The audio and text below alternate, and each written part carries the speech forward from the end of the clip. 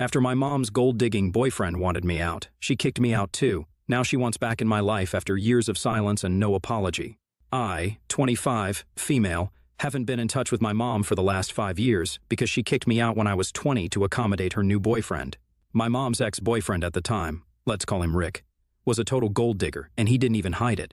My mom had been going out with Rick for about months before she brought him home, and like the idiot that she is, she didn't even bother telling him that she had a daughter before bringing him home. My mom is 50 now, and at the time she had been nearly 45 but told everybody that she was not a day older than 40.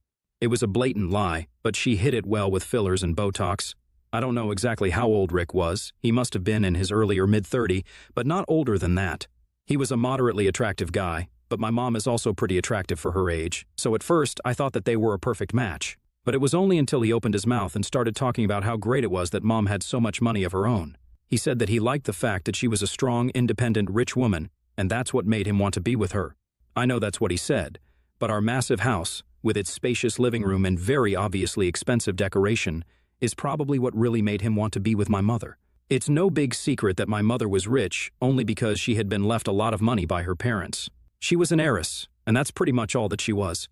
She had no career of her own, so while the rich part might have been true, I couldn't see how she was strong or independent because she hadn't had to do a single thing in her life.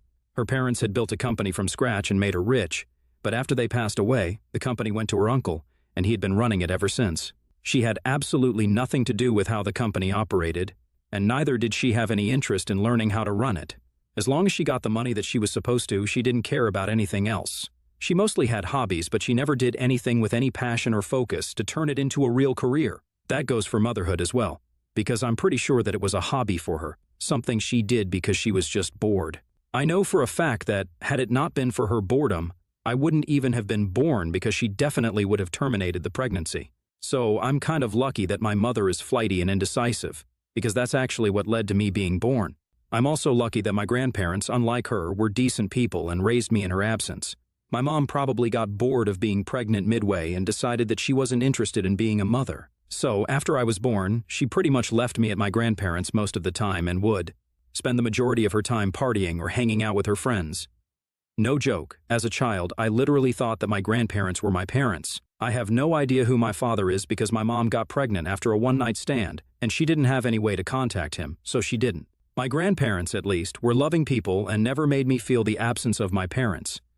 I had never known my dad, and my mother had never allowed me to get to know her, so I basically only had my grandparents, and I was content with it for a while. But then my grandma passed away when I was in my junior year, and a couple of years later, my grandfather followed.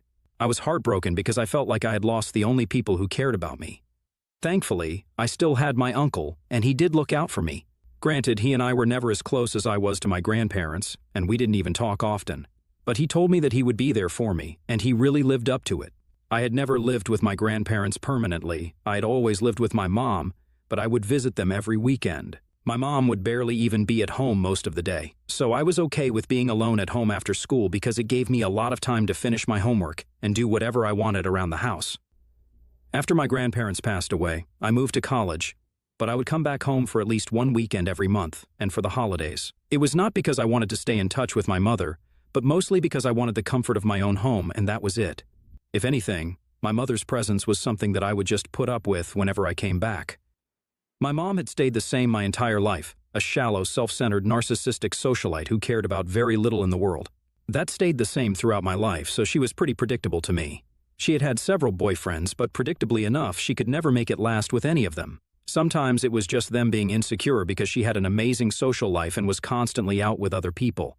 And some of those people happened to be other men. Sometimes it was just because she got bored with them and she dumped them without caring about their feelings. I had met several of her boyfriends, and every time they would break up, I would be able to hear all of the screaming and shouting from my room since it was just above the living room. Never had she ever tried to make anybody stay because I guess she never cared enough about any of that.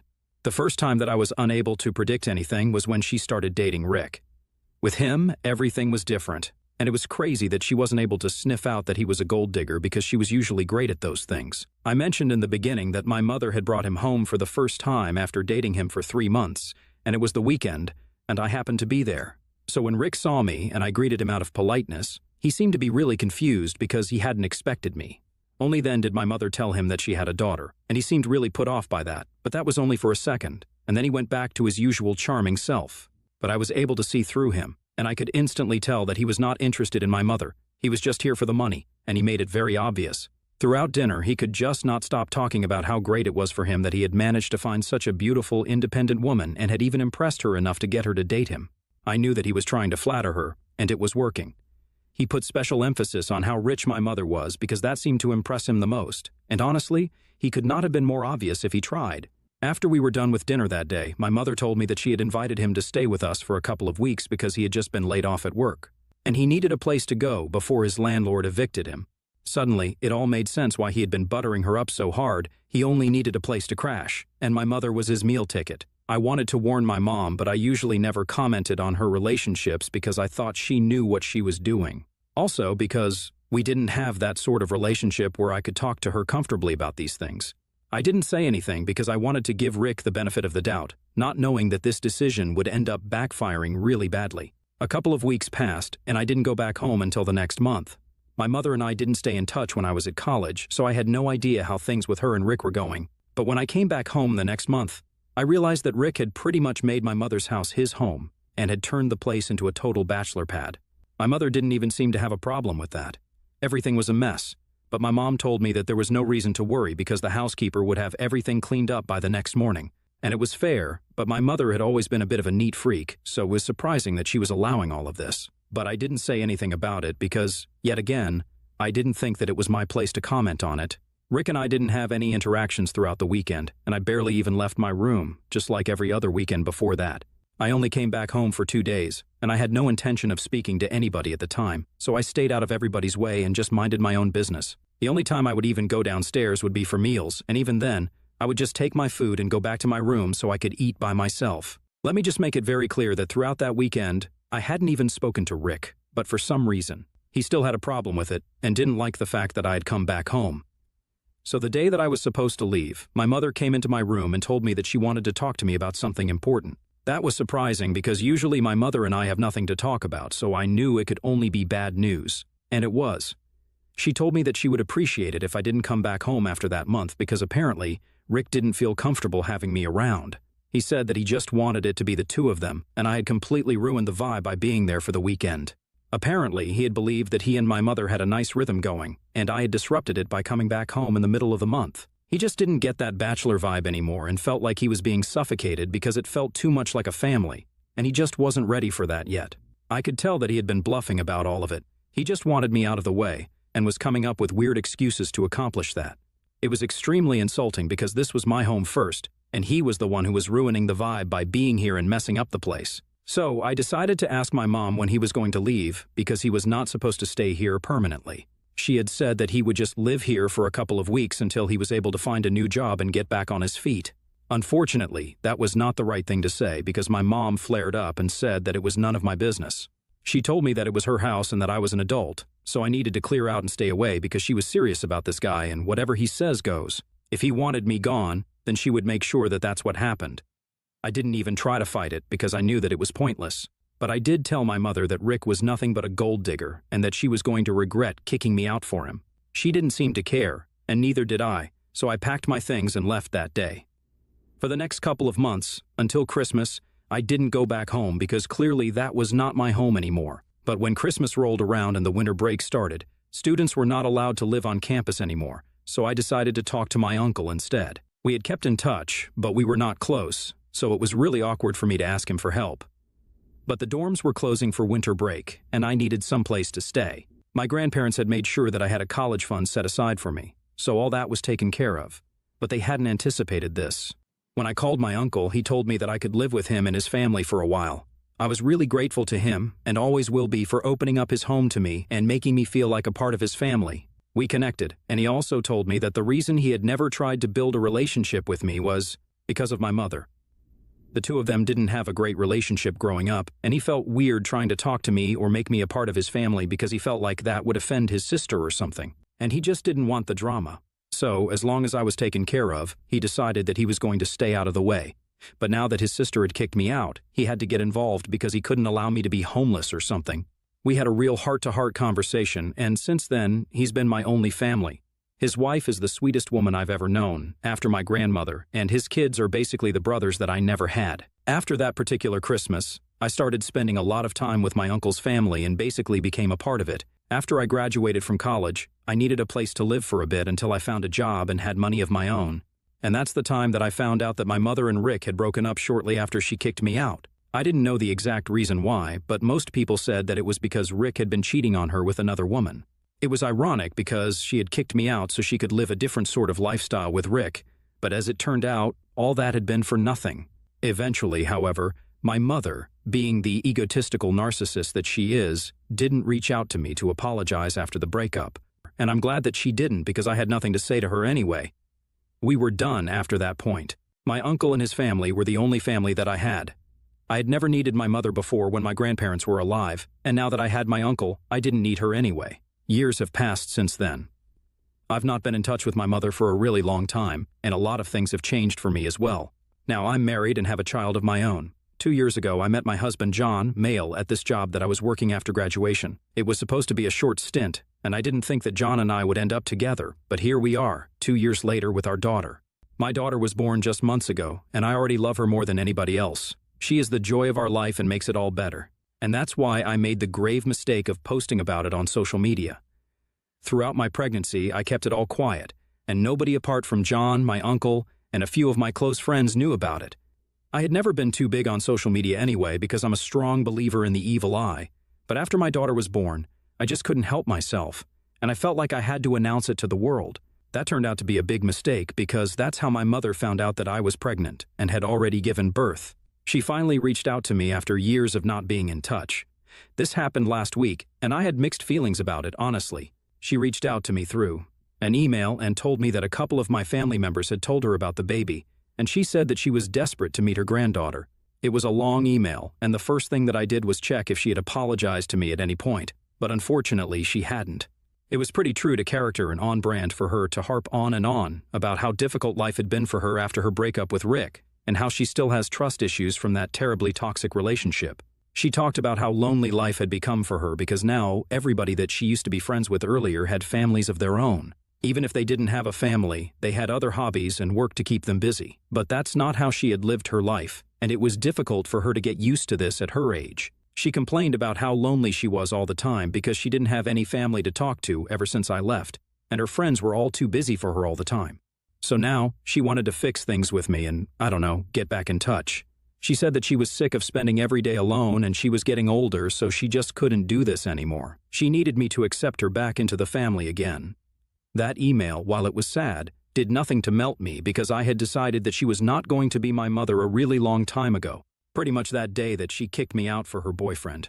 And yes, it was upsetting that she was sad and lonely now, but I didn't owe it to her to make her feel like she was part of her family again. She had her entire life, 25 years, to make me feel like I was part of her family and like I was really her daughter, but she didn't do it. She was always too busy with her own life, and now I'm busy with mine. She never treated me like her daughter, so now I'm not obligated to treat her like my mother. It's as simple as that. And that email was infuriating. Not even once did she think it was necessary for her to apologize for what she did. It was ridiculous that she had written one whole page about how she was suffering, but hadn't even spared a thought about how difficult it must have been for me to have a mother who didn't care about me. Yes, I was lucky that I had grandparents who loved me and an uncle who was looking out for me, but that doesn't replace my mother's love.